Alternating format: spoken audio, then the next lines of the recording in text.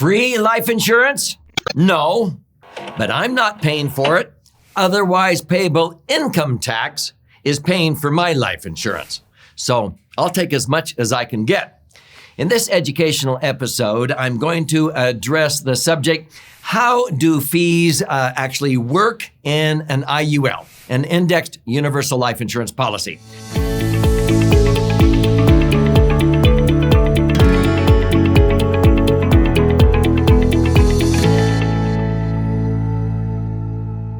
So I'm Doug Andrew, and I've been helping people optimize assets and minimize taxes now for nearly 5 decades. And if you've watched very many of my educational episodes on this channel, you probably understand one of my favorite financial vehicles that allows me to accumulate money tax-free and then be able to access that money income tax-free. And at the end of the day, when I finally die, anything left behind to my spouse or my kids or a church or a charity actually blossoms, increases in value, and transfers income tax-free. What does that? A maximum funded indexed insurance contract, if it's structured correctly and funded properly. If it is deemed what I call a laser fund. Laser is an acronym that stands for liquid assets safely earning returns. So people then ask, well, what are the fees inside of an IUL?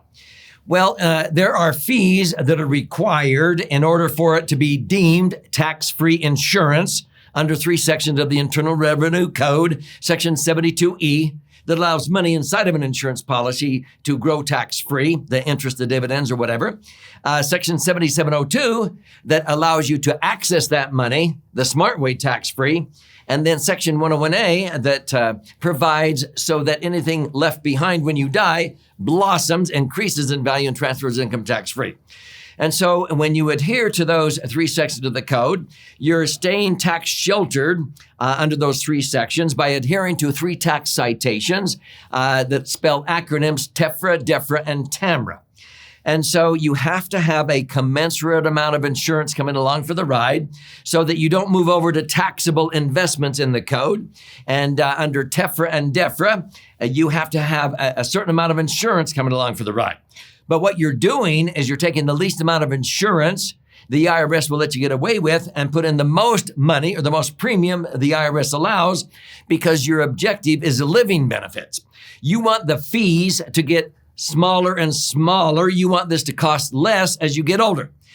Many people, including, people like Dave Ramsey, do not understand this. They think that fees inside of an insurance policy get more expensive as you get older. No, asset managers charge you, 1% on your balance as it continues to grow. And if you start out with $500,000 and it doubles to $1 million and then to $2 million, then to $4 million to $8 million, the fees will be nearly $1 million at 1% as your balance is growing. They'll charge you that 1% in any given year, even if they didn't make you money. See, with insurance, the only commission or fee is when you put in new money at the front end, usually the first 5 years. All the growth on your money is done without any type of commission or compensation. It ends up being one of the cheapest financial vehicles around when you understand it. When you put in $500,000, your commission or the advisor might be compensated as much as $20,000, but that's it. They don't keep making money on your money when it doubles to $8 million. You're not going to pay $1 million in fees over a 30-year period. You pay a one-time upfront fee, so to speak, of $20,000. And a lot of people do not understand that. But then they say, well, besides that, there's other fees. There's the actual cost of the insurance. Well, okay. So the fees in an insurance policy, it might be the marketing fee for the agent who did it, and they don't work for nothing. Then there are administrative fees or policy charges, and those are usually laid out in the illustrations because the insurance company is in business to make a profit. But if their general account portfolio rate on the money that you're paying into the policy is 5%, it's been as high as 15.5% in my career. But if it's 5%, they need about one of those percentage points to cover their overhead and costs and make a profit. And so the net might be 4% is what they're crediting the policy. And that's called the general account portfolio rate, unless you choose to relinquish that 4% interest and link it to an index so that it funds an options budget with the insurance company so they can afford to pay you 8 or 12% or higher. If the S&P goes up, they buy upside options, but if the market crashes, those options expire worthless.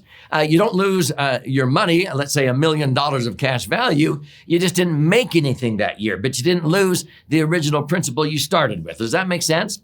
If you don't understand this, you need to watch some other episodes. So coming back to this, the fees are the cost of the insurance and also the policy fees or the different charges. And those are always laid out, usually in 2 or 3 columns on an illustration. But when you structure a maximum funded IUL, you're doing it so those fees become cheaper as you get older. Now, I know a lot of people have never seen an insurance policy that gets cheaper as you get older. Well, then you haven't seen one done correctly.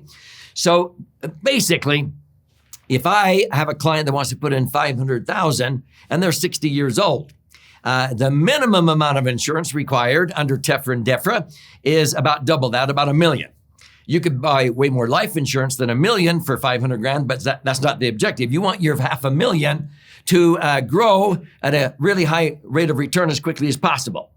So you use the level death benefit so that when you get your $500,000 into $1 million life insurance policy, at that point you have $500,000 in there, or not only your premiums, but the interest on that.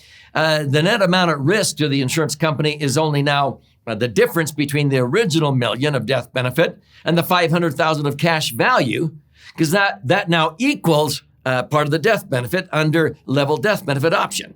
So if you die, they're only going to pay out $1 million, but they're only charging you for the remaining amount at risk. You are now self-insured for half of that $1 million death benefit that's going to be tax-free. Well, many of my clients have earned 9.6 or greater. 9.6 into the rule of 72 means your money will double every 7.5 years. So after like 4 years and 1 day under TAMRA, getting your $500,000 in there so that when you withdraw money, it's tax-free forever after, your $500,000 can double to $1 million in about 7.5 years. So this would be 12.5 years into that policy. The $500,000 is now doubled to $1 million. What was the original death benefit? $1 million. There are no fees now technically because your cash value has grown to equal and exceed the original death benefit. So there is no net amount at risk. The insurance company is not charging you anything for the net amount at risk except TEFRA and DEFRA says if you want it to be tax-free when you die, then the insurance company has to pay out 5% greater than your cash value as now it grows. So if you died when you had $1 million in there and the death benefit would be $1,050,000. But in that 12th year, they're only charging you for $50,000 of insurance coverage. The interest you're earning on $1 million is way greater. It dwarfs the cost of $100,000 of death benefit. Because even though the cost per thousand goes up as you get older, the amount of thousands you're paying for now is 1/10 of 1% of what it was 12 years earlier. You can't believe how many insurance agents do not understand this. So what does this mean? If the $1 million doubles in the next 7.5 years to $2 million, if you die, they pay out $2.1 million. They're only charging you for $100,000 of insurance, but the cost of $100,000 of insurance is minuscule compared to the interest you're earning on $2 million. By the way, that minuscule portion of money that they're charging you is actually money that would otherwise go out the window in unnecessary tax. And so at the end of the day, if I start an IUL policy and 30 years down the road, if I look at my cash that I've accumulated net after all costs, all fees, and I retroactively calculate it, it's usually within 1% of the gross rate of return. If I averaged 11, I net 10. If I averaged 9, I net 8, if it's structured correctly. That 1% would be otherwise payable tax if I put my money in an IRA or 401k. I would have to be earning 15 or 16% in the market in an IRA or 401k to net 10% after taxes and fees.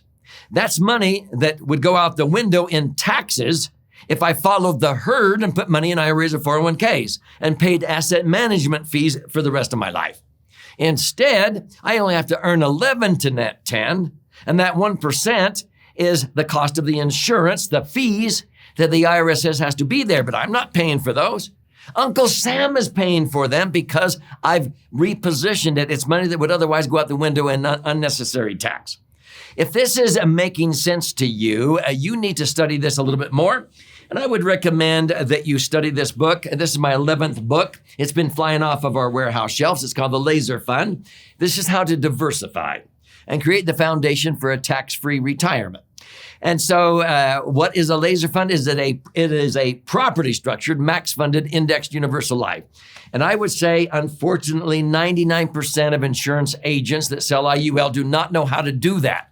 And so it cannot perform the way that I just described. And so, unfortunately, their IUL policies, they do not perform at 11% because they don't rebalance, they don't diversify in different indexing strategies. And so they may only earn 8 or 9.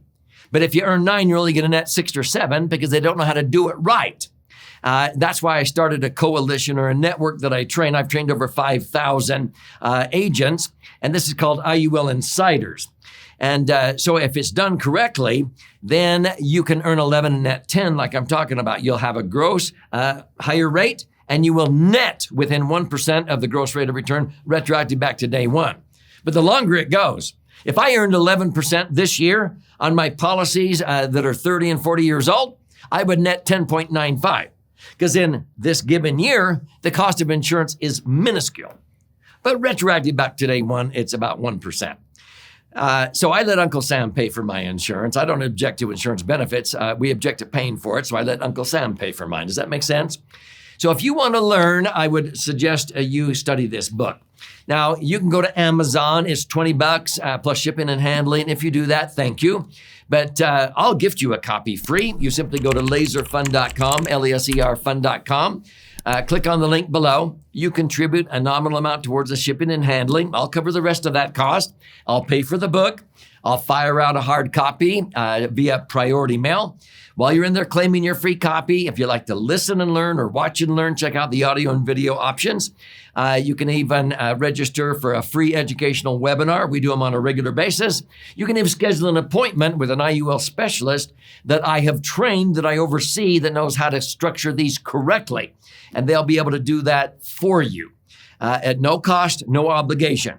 So this is not about me. This is about you and your brighter future. And hopefully this episode has helped you understand how to have the fees inside of an IUL be minuscule and actually be covered by otherwise payable tax.